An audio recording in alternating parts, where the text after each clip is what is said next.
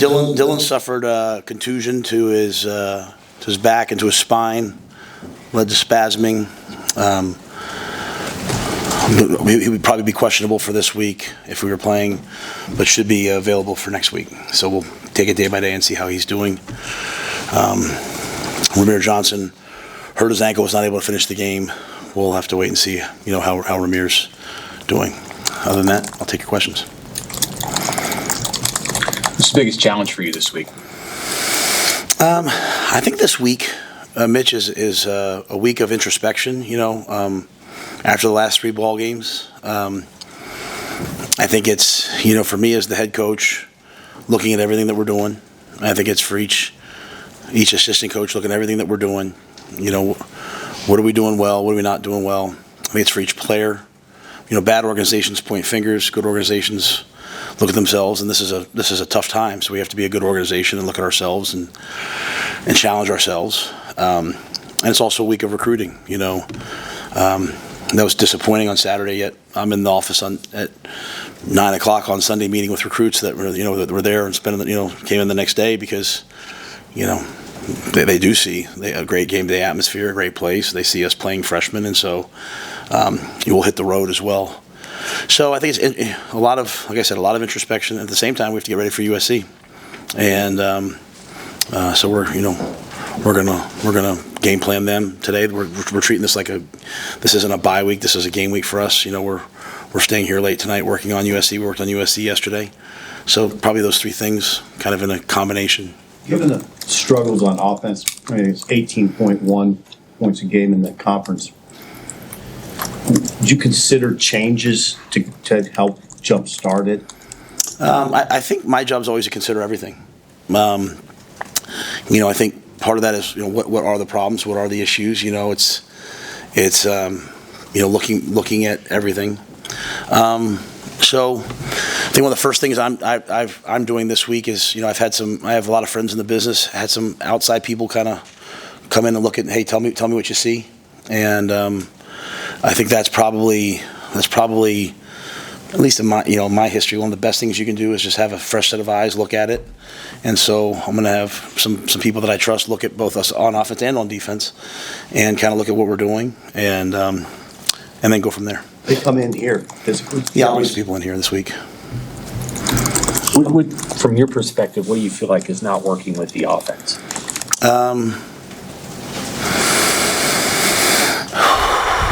It's a great question. We're not able to run the ball to control the game. I'm a big believer that you have to be able to control the game, and we were able to make some big plays in the game, but we weren't able to handle the third down pressures to stay on the field. And as I've said to you guys before, it's very hard because I don't want to throw the kids under the bus. Or I don't know if because it could be one person here, one person there. I just think at the end of the day, we get a couple of big plays, then all of a sudden we're off and running, but we're not able to run the ball consistently enough, and we're not able to stay on third down. So I'd say it's a little bit of everything, to be quite honest. I mean, I think if you watch us, we're just not playing well enough on offense to have a chance to win. And then the last 2 games we're facing Ohio State and UCLA, and we have the ball at the end with a chance to go win it. We've got to go win it, and we have not been able to do that, so it's not a great answer. It's not like hey, we just got to fix this one thing. We have to just play better, and that's coach better. And I think that's my job this week, is to look at it and say, hey, what can we do? And hope that the players, instead of saying, well, he's got to do this, he's got to do, hope that the players say, hey, I've got to go do this better. You have a couple of really bright spots. You have Ja'Cory out there consistently making plays. I think Ja'Cory's, he's like a lightning rod out there, and Isaiah showed up in the last game and made some plays. We just need a lot more of that, and we have 3 opportunities left to do it. We've got to play better. Does the lack of run game, does that take you by surprise? You seem confident in it in August going into the season. Yeah, I thought we would be playing better on offense than we are. I thought we'd run the ball better. I thought we'd have really good play action game. I thought we'd be better on third. I mean, I thought we'd be, I thought we would be playing better than we are. And again, like, even within the games, like there's times, we're down 20-7, like down 10 nothing, the drive to answer. I think there's moments where I'm like, okay, that's what it looks like. It's just not consistent enough. And against Ohio State, we move the ball. We go on and score against Ohio State 4 times. We just get held to field goals. And so there was a lot of work this week on the red zone, and we were able to get in twice. But I thought we would be further along than we are. What have been the tone? What are the tone of your conversations with Dylan? When you said, I know you've mentioned before that you like to watch film with him after the game. When you do now, in comparison to early in the season, what kind of different things are you seeing that may be related to holding back the offense? Well, I didn't watch anything with him this week just because he's been getting treatment all day and getting MRIs and all those things. But I mean, we're playing better people, and one of the reasons why, when I recruited Dylan, and when I recruited Danny, I sort of talked about like, hey, come here and this is an opportunity if you can win the job. One of the benefits is playing early. And you go through, and when you play early, everything's not going to be a sunny day. You know what I mean? And you learn how to handle all the different things that you see, and you have tough moments and you overcome them. So I think this is unbelievable, invaluable experience for Dylan. When it's good, and there's been some tough moments, right? And it's like, you throw the pick 6, but he doesn't quit. He goes back out and brings us back into the game. Heinrich comes out, he takes us down the field. So, this is the Big Ten. This is a whole new world, a whole different league, and every week you have to be at your best. We haven't been consistent enough, but I think for a young freshman quarterback, this is on the job. This is on the job training. This is on the job learning. I mean, they're bringing. They took both. We've had. This is not an excuse.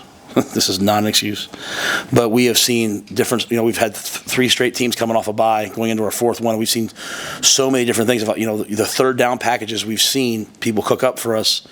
It's nothing, and so you're on the side, and Dylan's having to compute it and learn it, as are the O linemen. And then in the second half, I thought we were better. I think at one point we were like 1 for 7, and then I think we finished much better than that. So if you can just weather the storm as a young player, you say to yourself, what am I supposed to be learning? And then you learn all these things, and that's, like we played Tom Brady when I was in Carolina. We kept bringing this like zero look against him, and we got him a couple times, and then the third time he threw us a glance against us. He signaled it, and he saw it and burned us. And it's like, you can only – he has such a Rolodex in his brain. I think Dylan's building a Rolodex that, while it's frustrating right now, if he weathers the storm, he'll have so much experience, and as things get better, he'll be a unique player. How do you feel like Marcus Satterfield is calling the games? I think that's part of my job this week, is to look at it. I think I don't have tremendous issues at times, like, why'd we call this, why'd we call that, because all those things are kind of game planned during the week. Are we game planning the right things during the week? That might be one of the questions we have to talk about and look at it. But if you score 18 points, you're going to, what you say, 18.1 a game, you're going to be under fire, right? It just is what it is. So me as the head coach, Sat as the OC, everywhere. I think it's really, really important, though, that our players take accountability in it as well, right? Like, we don't call any plays that they can't execute. And when they, it's kind of like a slippery slope. It's like, when they jump up and make the catch, it's like, hey, great job, Isaiah. But when they jump up to make the catch and they don't make the catch, it's like, come on, Sat. And so I just want all of us in the program to all take accountability together. And that's the introspection I talked about this week. So, we're looking at everything. And the same thing on defense. We can't go out there on defense and let them just go right down the field against us. When they took the ball, it was a smart move by them. Had we won the toss, I probably would have taken the ball, because they've been really hot early. But we didn't play defensively the way we've been playing. And but yeah, I mean, 18.1 points a game. You're going to take. There's nothing you can say. It's just not good enough. So Satterfield calls that play at the start of the fourth quarter. Actually, people would say it was a pretty good call. Dylan missed the read. He admitted that. But on the subsequent drive, I think you guys ran it like 4 times in a row. Was that Sat committing to the run, or did you interject there and say, no, we're going to run the football? I didn't. I don't know that. I don't think that I interjected anything. I don't know that I remember the exact exchanges. I mean, we had a game plan going in of, hey, we're going to had certain runs that we liked, and early in the game, they went 8 minutes. We went 3 plays. They went, whatever, and so we didn't really have a ton of opportunities in the first half, but we knew based upon the way that they've played that you're going to have more opportunities in the second half. But in terms of that exact frame, I mean, when you get down, like when we were down against Indiana, and we were down this game, typically when you're down 20-7 or 20, I usually will say, hey, don't panic here, like guys, like don't panic, just go back to the game plan. Don't worry about what the score is. Like, just go down and score a drive. Like, there's some questions. I got to ask after the game. I got to ask some questions about like when you're down 2 scores. The thing that I've learned, and you study all the analytics, is like just go down and score. Don't rush. Go down and score the first one. If you trust your defense, you'll get the ball back with a chance to win the game. And so, but that was, if I say anything, it's probably that. And I don't know if I'm answering your question, but yeah, but there was no like, hey, a directive from me or anything like that. I don't believe. What's the identity you'd really like to see from your team the last 3 weeks coming out of that bye? Yeah, I had a really good friend of mine, a person I've met since I've been here, text me and say, "Man, it must be frustrating. The team is so inconsistent." And to be quite honest with you, that's hard for me to hear. Like that's not what I want. I want us to be consistent. I want us to be. I'm a same guy every day. I do the best that I can. Same guy every day. And so I think I really have to look at my approach. You know what I mean? I think I have to really look at the way that I'm doing things with our team.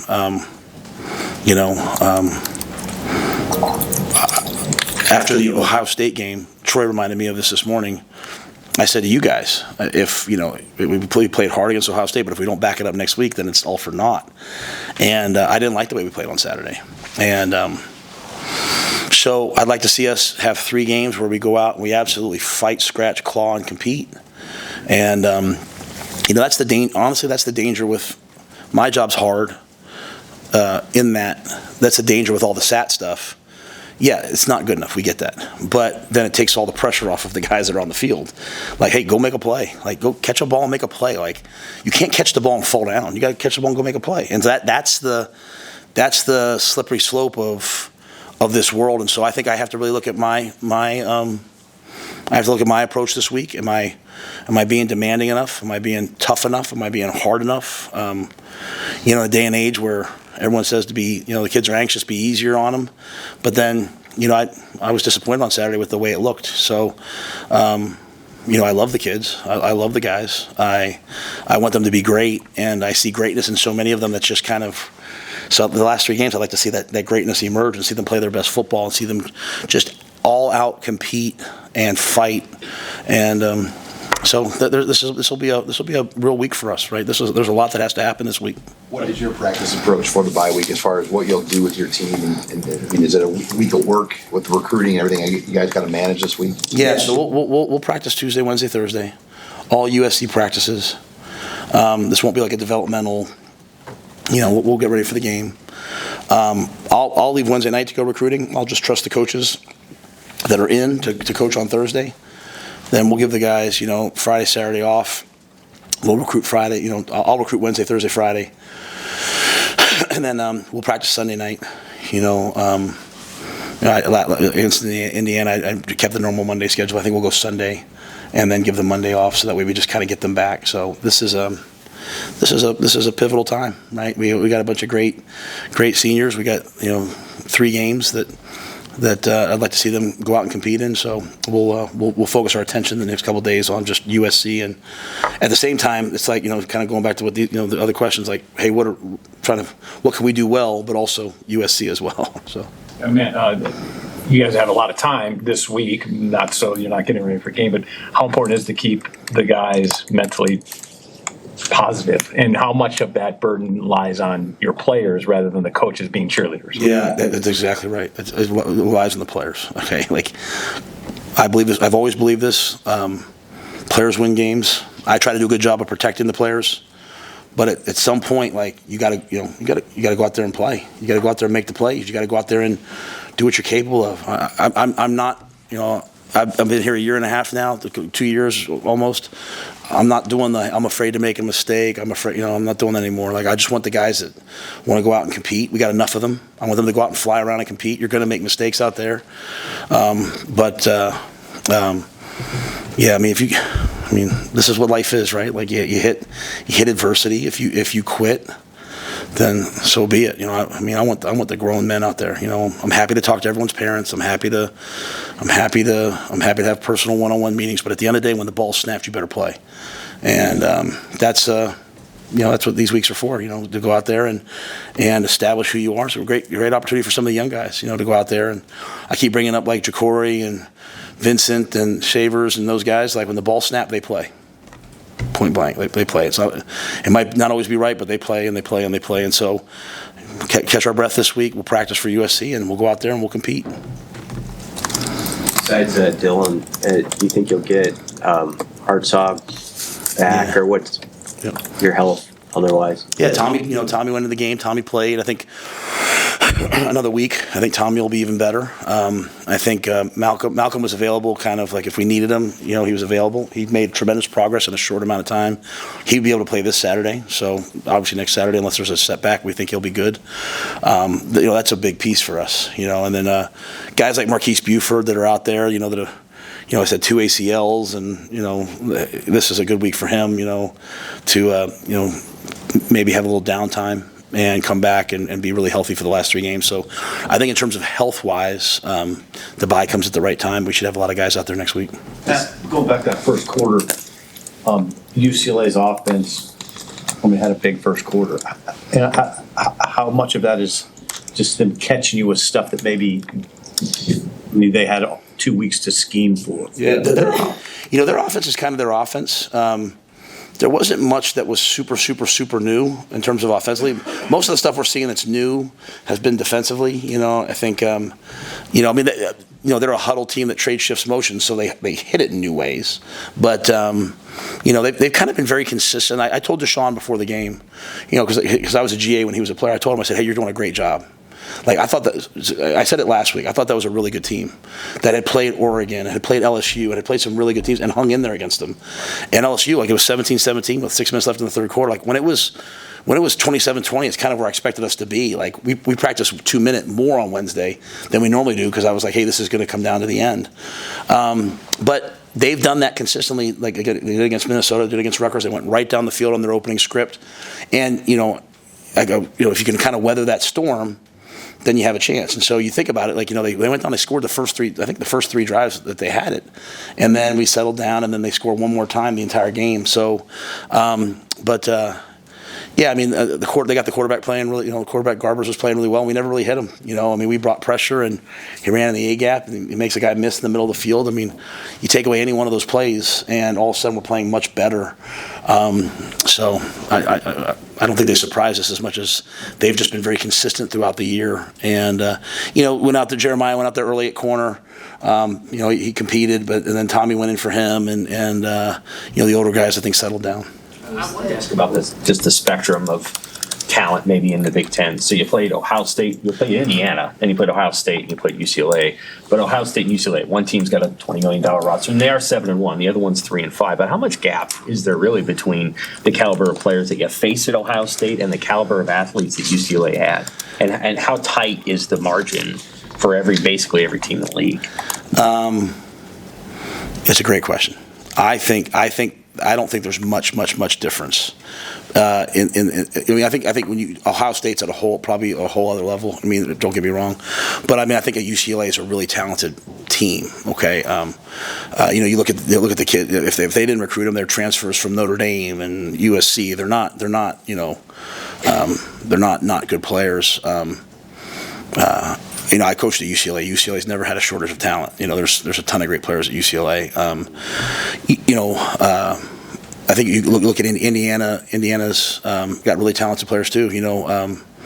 The quarterback Rourke. He was 10 wins and 10 wins, I think, at Ohio. I mean, he's a winner. And so what they've done is they've just brought over a whole bunch of guys who know how to win. They won at James Madison, they won at Ohio, and they know how to win. And so I don't see huge drop-offs when we face different teams. It's kind of like there's a certain level. Some teams have better O-lines and D-lines, and that's really what I think makes the difference. And some teams have better quarterbacks. And so that, at the end of the day, when you face a veteran quarterback who's played a lot of football and they're in tune, they're hard to stop. When Garbers was in tune, then we started getting some pressure on him, and then all of a sudden it changed a little bit. If we do a little bit better job of protecting Dylan early on, he's probably in a little bit more rhythm. So it goes back to hey, these are reps you put in your brain, you develop, you grow from, and you become better. So, but I don't see a major difference. People who cover the team for quite some time have seen Nebraska play incredibly well against high teams. Michigan 21, Ohio State last week, and then it feels like there can be these moments where the play is at the level of the opponent. How do you eliminate that, or do you think that that's accurate of the way you guys play? That's kind of what I said earlier. It's a disappointing thing about the job that I'm doing. I've prided myself over the years of like, we're consistent. And I thought last year, like, we were consistent. Like, we were, and now this year it's not quite as consistent. And, you're probably not supposed to, head coach 101, you're not supposed to say those things in a press conference. But I owe it to everyone to be honest. Like, I'm trying to find a way to get the players to be more consistent. And so this is probably the first time you guys have heard me say the players have to play. Like they have to play. They can't just say like, oh man, did you read what they're saying about Sat? Like, but you are Sat. You are the offense. You're out on the field. Like Jacory's not worried about what play call Sat's calling. Jacory's out there flying around, right? Like, so you can't throw a bubble out in the perimeter and a guy's not blocking. It's one man against another man. I got to block you, and but all that being said, it's not consistent enough, and it's when you take a job. I don't think I've ever taken what I would call like an easy job. Like, come to a place that's just won 10 games. These are the hard moments. You have to, this is what you have to do, and so I have to sit here and admit my shortcomings. I haven't gotten it done yet at the level that we need to have it done. But we have had some good moments too, and so I'm just trying to get it to be more consistent. And that starts with looking at the coaches, looking at the players, being honest. If I'm honest and they're not, then so be it. I still don't know if I'm answering you, but that is kind of what's happening, to be quite honest with you. That is, and if you have that roster, some of the rosters, if you have that Ohio State roster, like if you think about our game, you think about our game against Ohio State. We moved the ball in Ohio State, but we had to kick field goals in the red zone. Kept it close, and then they went and ended up winning the game in the fourth quarter. UCLA moved the ball against us. We held them to field goals. Then we had a chance to go win the game at the end. You're going to have some games that are up and down, but I have to find a way to get this team to be more consistent. We have 3 games left, and that's why I hope that they block out everything, not the noise in general, the pointing fingers at each other. And I hope they block all that out and they just say, what can I do? Because that's what Marquise Buford deserves. Marquise Buford deserves a chance to go play in a bowl game. And that's what this program needs. This program needs to go to a bowl game. And it's going to take unbelievable focus because these are 3 good teams that we have left. And I'm going to work my tail off to try to get it done, and I hope the players join me, and I hope the staff joins me. But there's nothing I won't do to get there. There's nothing that I won't do to help us get over the top. Because we will, in the end, what I will say is we will get over the top. I mean, I think, this is not like I'm sitting here like defeated. I'm just sitting here frustrated. You're frustrated, I'm frustrated, but we will get there. And it's just sometimes you don't like the way it feels along the way. With the outside eyes that you're bringing in this week, what does that process look like, and how often do you do that? I probably won't say too much yet because I want to be respectful. I think I ask people's opinions all the time that I trust. I say, hey, I talk to people. I called, like I told you, I called after Indiana. I called Coach Osborne. Last year he came in. I mean, I am someone that's every team to me, every season's like its own organism, right? And you're trying to manage and deal with things. So I'll always ask people. So I think it's pretty consistent for me. Actually bringing people here, maybe that's not something I normally would do. We have some people who we hire as consultants that do like advanced stuff for us each week. So, we'll talk to them Zoom-wise, but I think coming in the building this week is good. I think, at the end of the day, everybody needs to feel this right now. Everyone needs to feel like, everyone needs to feel what I feel. Everyone needs to feel a little bit of like, hey, we need to get this thing going, right? There's a certain expectation, that you have to have when you're in Nebraska Cornhusker going to play championship football, and it's just not a sometime thing. And so, I think bringing people in, I told them if there's a young player that can help us, the red shirts are all off. We'll put them out there, like whatever it takes. Do you allow yourself to pay mind to the fact that in the reality of college football today, and you get deep into November, that what the importance level is for you to show progress as it relates to what comes in December, when there is the portal, when you're trying to keep commitments, when you're trying to keep other teams from coming in and recruiting your own roster? Yeah, I mean, I think in general, like, if you want players to come play for you, they need to see progress, right? They need to see that, okay, we are better this year than last year. But I'm not going to chase players on our roster. Like, if you're here, you get taken care of so well. You get taken care of so well. And, you have guys that are here from other schools. Ask them. I mean, they'll tell the guys. So it's natural when you're on a 3-game losing streak for guys to be like, man, I'm frustrated to start. Maybe I'll go there. Maybe I'll go. That's natural. I think every freshman goes through that, every year. And, I only need about 22 guys to play the next week. So, we got a lot of guys that love it here. But we have to show progress. But that's the goal. Like, the goal is to make progress, not to show progress, right? The goal is to be better than we were. And so, we've seen some moments. The Colorado game, we've seen some moments. The Ohio State game where we see what we could be. It's just not consistent yet. Yeah, I'm not going to start worrying about. We have a great thing going here, and we have recruits all across the country that want to come here, and there'll be kids lining up. If we said, hey, we'll take you, there'll be kids lining up to come here. So I don't worry about any of that. I care deeply about my players. I care deeply about their character and their growth, and if they're good enough. Some guys, maybe if they want to play, they should go down a level. But if a little bit of adversity causes you to turn and run, then you don't see me running. I'm not running. So we have to show progress.